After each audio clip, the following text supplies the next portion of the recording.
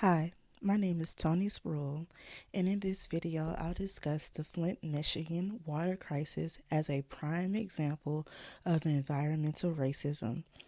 Around 2014 to 2017, you may be familiar with the ads and charities striving to get clean water to Flint. More recently, you may know of an outspoken Flint City Councilman, Eric Mays.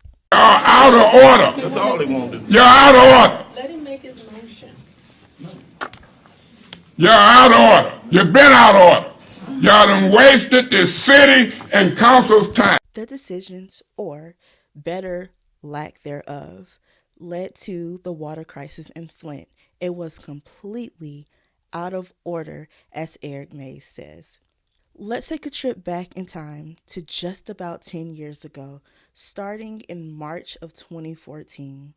I will be following along the timelines given in scholarly articles from authors Rudden in 2021 and Davis in 2016. Flint normally received water from Detroit Water and Sewer Department. City officials were concerned about the rising cost of DWSD services, so they decided to switch to Lake Huron distribution services. Good fix, right? No, the switch to Lake Huron would not begin until 2016 at the earliest, so they decided to use Flint River as a substitute until then.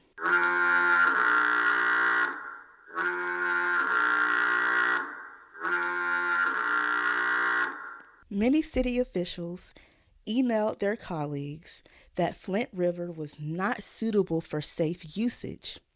E. coli was found in the water and PCBs were found in the tissues of fish that lived in the river. Not only that, the Flint Utilities Administrator, Michael Glasgow, emailed many Michigan Department of Environmental Quality notifying them that the local water treatment plant wasn't suitable to distribute Flint River water safely.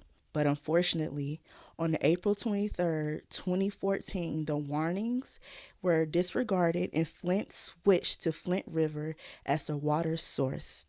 Ed Kurtz, the Flint emergency manager at the time, pushed this switch as soon as possible because it was the cheapest option.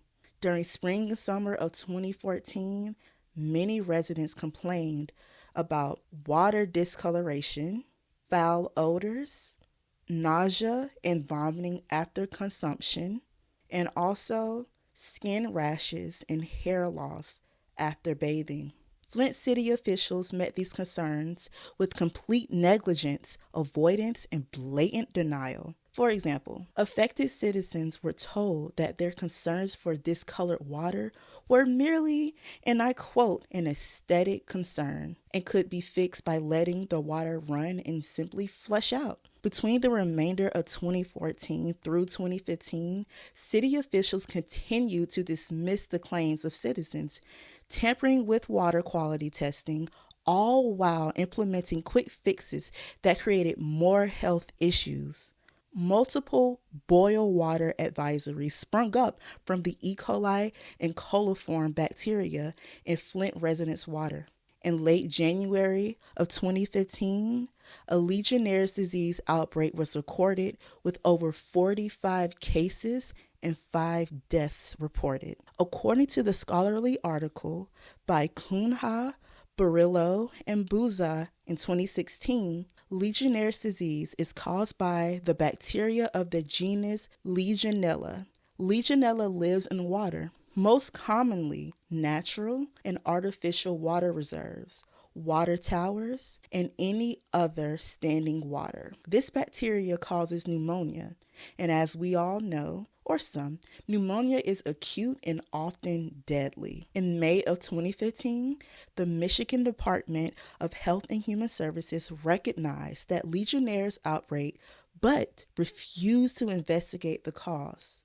Then the Department of Health and Human Services concluded was over, yet there were still more cases being reported. So, more chlorine levels were pumped into the water to combat the bacteria in the water as a quick fix. As a result, high levels of trihalomethanes were found in the water. This is a byproduct of chlorine that can cause cancer, a quick fix with serious health consequences. Flint had extremely high lead levels in their water. According to the scholarly article by Davis in 2016, it states, Flint River was so corrosive, it ate away at the pipes in the city, causing lead to leak into the water supply, poisoning the city's residents, including 9,000 children younger than 6. Leanne Walters, a Flint citizen, continuously voiced her concerns about her twin sons, Gavin and Garrett. Between 2014, they experienced hair loss and malice from drinking Flint River water.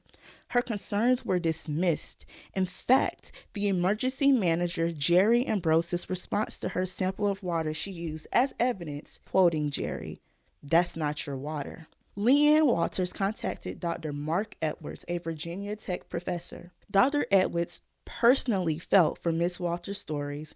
Dr. Edwards funded the initial stages of the Flint water study. That studied over 271 homes testing their water. In the 2019 scholarly article, A Water Crisis in Flint, Michigan, a case study, Dr. Walters' study is highlighted.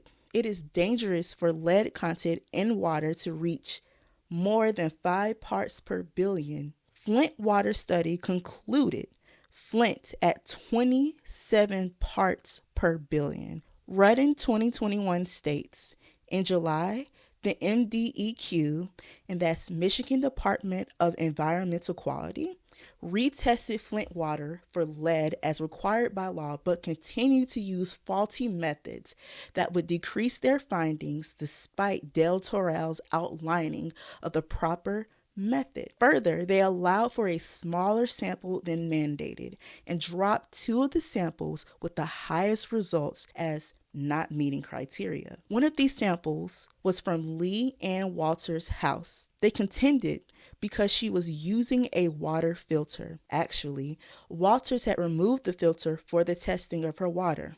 According to the 2016 scholarly article, Flint pediatrician Dr. Mona Hannah Atisha, lead poisoning leads to severe constipation, developmental delays, learning delays, and physical disabilities. Eventually, Miss Walters' son Gavin was diagnosed with lead poisoning. On October 16th, 2015, Flint switched back to Detroit water and sewer system. Due to the corrosive piping system, the officials refused to replace to save their budget. Lead and other contaminants continued to leak into the water. Flint did not even declare a state of emergency until they received a new mayor, December of 2015. In the scholarly article by Murphy in 2019, he states, these findings indicate that it is indeed possible that the interests of the creditors of a financially stressed local government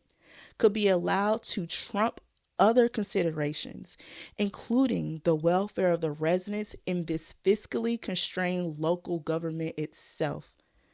Michigan State and Flint city government officials only cared for their own interests, disregarding the needs of the citizens. As Rudin 2021 states, they felt the concerns of the citizens were expendable. Therefore, they felt the citizens were expendable themselves. Flint, Michigan is a predominantly African-American city with more than 60% of its population living in poverty. According to the textbook Green Criminology, an Introduction to the Study of Environmental Harm by Rob White and Diane Heckenberg, Flint water crisis is classified as an environmental racism issue. White and Heckenberg state that environmental racism is a term that has been applied to the ways in which the United States context, in particular, minority communities comprised of people of color, have suffered denial of basic human rights and environmental protection. Flint citizens were denied water, a basic human necessity. Thank you.